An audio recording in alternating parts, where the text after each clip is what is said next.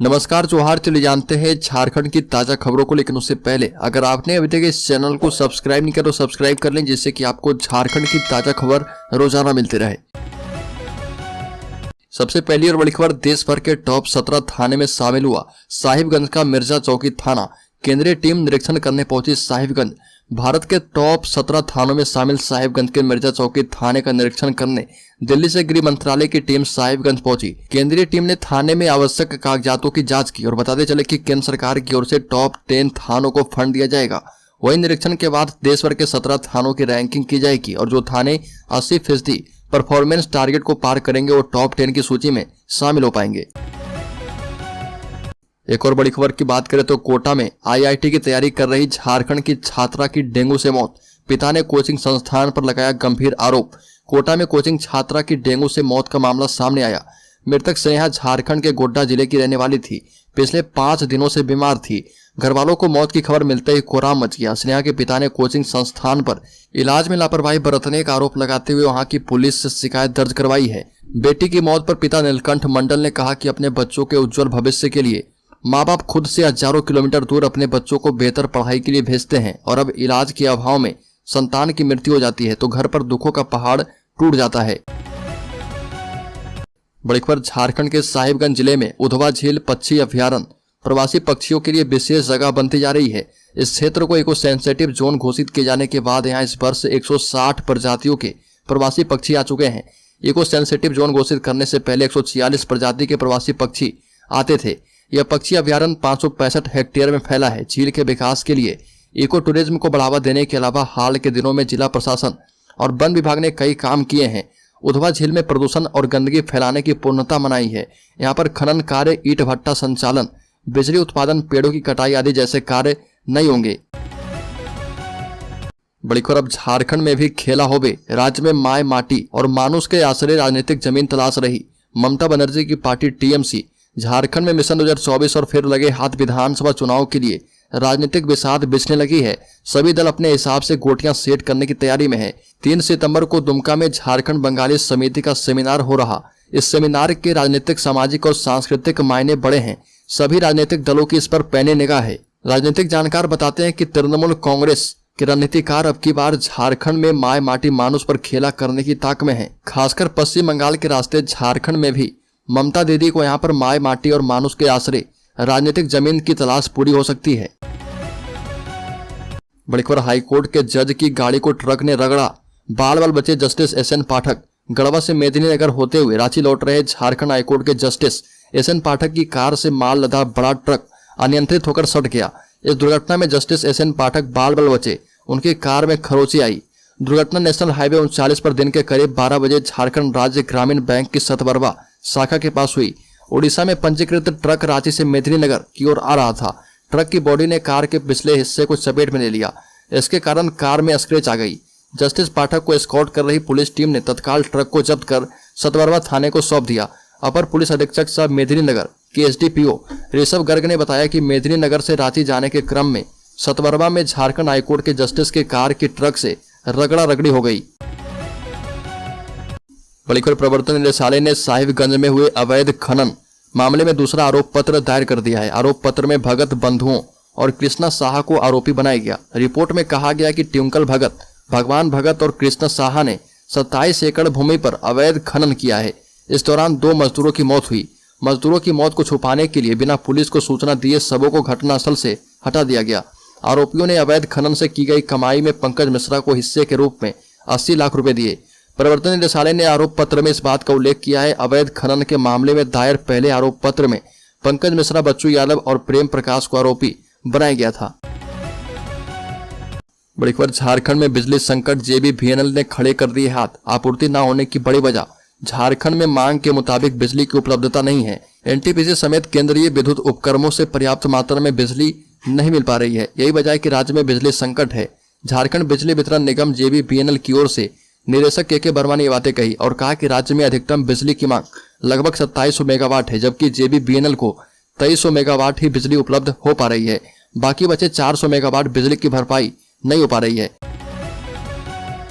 बड़ी खबर टाटा स्टील में बोनस समझौता 5 सितंबर तक। टाटा स्टील के कर्मचारियों का बोनस समझौता 5 सितंबर तक होने की उम्मीद है। इस साल कंपनी का मुनाफा कम होने से 20% बोनस मिलने की संभावना कम है।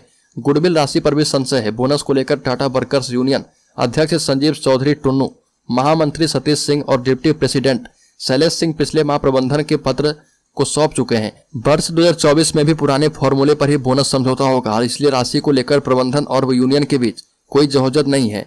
पिछले वित्तीय वर्ष में भारतीय परिचालन का मुनाफा 15,000 करोड़ रुपए से अधिक रहा है। ऐसे स्थिति में 20% बोनस मिलने की संभावना कम दिख रही है। बड़ी खबर, झारखंड में पंचायतों में विकास कार्य ठप। 15वें वित्त आयोग से राशि नहीं मिलने से बड़ी परेशानी। झारखंड को 15वें वित्त आयोग से राशि नहीं मिल रही है।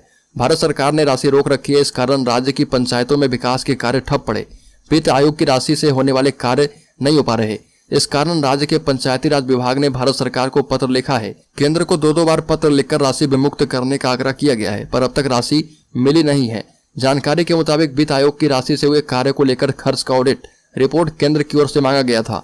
ऑडिट रिपोर्ट पूर्ण नहीं होने के कारण ही राशि रोक दी गई है। बाद में विभाग की ओर से ऑडिट रिपोर्ट भेजी गई।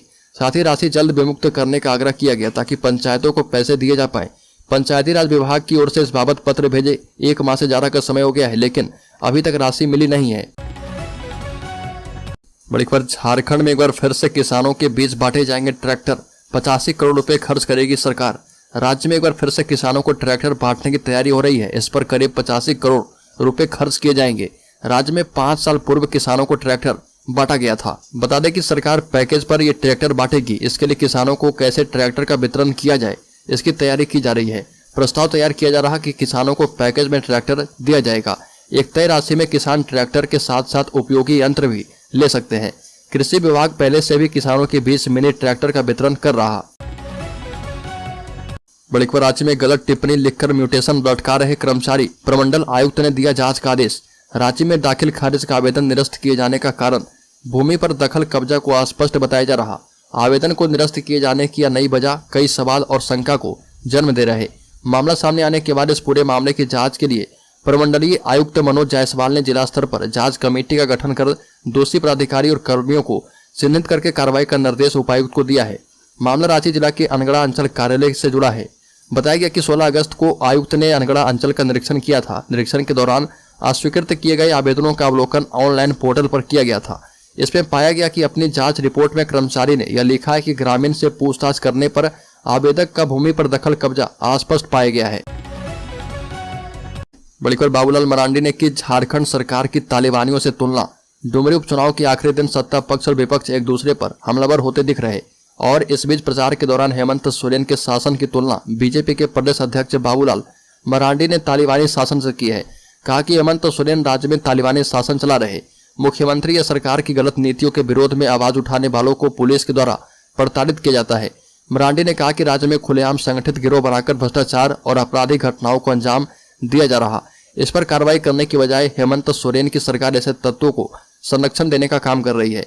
इसके साथ ही अपने फेसबुक पर वीडियो डाला जिसपे वो कहते नजर आ रहे हैं कि हेमंत सोरेन के लूट तंत्र और जंगल राज को ध्वस्त करने के लिए राज्य में भाजपा आजसू गठबंधन की सरकार स्थापित करनी है।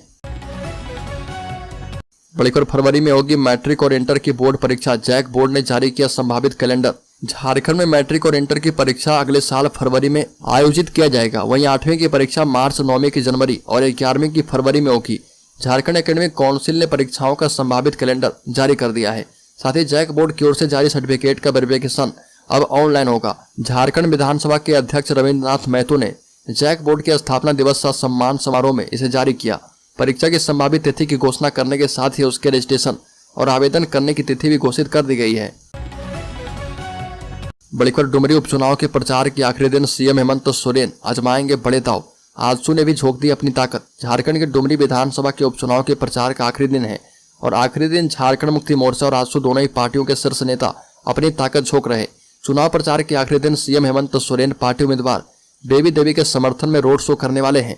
इस रोड शो के लिए सुरक्षा के पुख्ता इंतजाम किए गए। आजसू प्रमुख सुदेश महतो भी जनसभा करेंगे। उनकी सभा नवाडी में होगी। प्रचार थमने के बाद डोर टू डोर जनसंपर्क अभियान शुरू किया जाएगा। उपचुनाव 5 सितंबर को होना है। झारखंड मुक्ति मोर्चा की ओर से मिली जानकारी के मुताबिक road show Jharkhand commerce college से शुरू होगा। यहाँ से चिरैया मोड़ से कुलगो, कुलगो से सिमरा डी मोड़, डुमरी बाजार, इसरी बाजार, रांगमाटी होते हुए निमिया घाट तक सीएम हेमंत सोरेन जाएंगे। निमिया घाट से वापस सीएम का काफिला वापस झारखंड कॉमर्स कॉलेज पहुंचेगा। बड़ी खबर, झारखंड में 400 मेगावाट बिजली की कमी। बिजली वितरण निगम ने कहा सेंट्रल पुल से मांग के मुताबिक नहीं मिल रही। झारखंड एक बार फिर से बिजली संकट से जूझ रहा। राज्य में मांग की तुलना में करीब 400 मेगावाट बिजली कमी है। इससे हालात बिगड़ रहे। शहरों में 5 से 6 घंटे तो ग्रामीण इलाकों में 8 से 10 घंटे तक बिजली की कटौती की जा रही है। मानसून की बेरुखी और बिजली संकट से लोग परेशान हैं। इस बीच बिजली संकट को लेकर झारखंड बिजली वितरण निगम लिमिटेड प्रबंधन सामने आया। प्रबंधन ने सूचना जारी कर कहा कि मांग और बुकिंग के आधार पर सेंट्रल पुल से बिजली की आपूर्ति नहीं की जा रही है। इसी कारण बिजली की किल्लत हुई है। राज्य में कुल 2700 मेगावाट बिजली की मांग थी, लेकिन 2300 मेगावाट बिजली उपलब्ध हो पाई, यानी 400 मेगावाट कम। इसी कारण राज्य में बिजली संकट की स्थिति उत्पन्न हो गई है। बड़ी मुख्यमंत्री हेमंत सोरेन को ईडी ने तीसरा समन जारी कर 9 सितंबर को पूछताछ के लिए बुलाया। मुख्यमंत्री उस दिन जाएंगे या नहीं, इस पर अब तक संशय बना है। इस संबंध में झारखंड मुक्ति मोर्चा महासचिव सुप्रियो भट्टाचार्य ने कहा कि सीएम से जुड़े इस मामले को लीगल टीम देखती है। इस टीम के एक्सपर्ट की जो राय होगी उसी के मुताबिक मुख्यमंत्री अगला कदम उठाएंगे। भट्टाचार्य को मीडिया से बात कर रहे थे और कहा कि संसद का विशेष सत्र विशेष परिस्थिति में बुलाया जाता है। देश को उस परिस्थिति की जानकारी दी जाती है, विपक्ष को इसकी पहले सूचना दी जाती है, लेकिन इस बार संसदीय कार्य मंत्री के सोशल मीडिया हैंडल से इसकी जानकारी दी गई। विपक्षी गठबंधन इंडिया की तीसरी बैठक शुरू होते ही विशेष सत्र बुलाने की घोषणा भाजपा की हताशा का परिचायक है। चौथी 5वीं बैठक होते ही भाजपा रन छोड़कर भागने का काम करेगी। बड़ी खबर, जमशेदपुर में डेंगू का प्रकोप महामारी का रूप लेता जा रहा।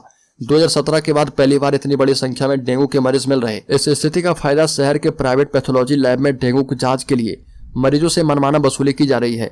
जांच के लिए 1000 रुपए तक लिए जा रहे। जल्दी रिपोर्ट पाने के लिए लोग महंगी जांच कराने को मजबूर हैं। अब तक पूर्वी सिंहभूम में डेंगू के 435 मरीज मिल चुके हैं, जबकि 3 लोगों की जान भी जा चुकी है। जुलाई से डेंगू का असर शहर में दिखाई देना शुरू हो गया था। हल्के बुखार, सर्दी, खांसी होने पर एहतियात के तौर पर डॉक्टर डेंगू जांच कराने को अनिवार्य बताकर जांच करा रहे। निजी पैथोलॉजिकल जांच की दर का कोई तय पैमाना नहीं है। डेंगू के पॉजिटिव या नेगेटिव की रिपोर्ट बताने के लिए किट का उपयोग किया जाता है। बड़ी खबर, मानसून की दगाबाजी से 50 वर्षों में पहली बार अगस्त बीतने के बाद भी रांची के डैम के कंठ सूखे हैं। पेयजल विभाग के इंजीनियर की माने तो डैमों के बनने के बाद ऐसी स्थिति पहली बार बनी है। इस बार अगस्त में सबसे कम बारिश होने से स्थिति भयावह हो गई है। मौसम विभाग के मुताबिक अभी तक रांची में सामान्य से करीब 38% कम बारिश हुई। अगस्त में सबसे कम मात्रा 181 mm बारिश दर्ज की गई है। इससे रांची के रुक्का, कांके और हटिया डैम में पिछले वर्ष के मुकाबले 8 से 11 फीट पानी कम है।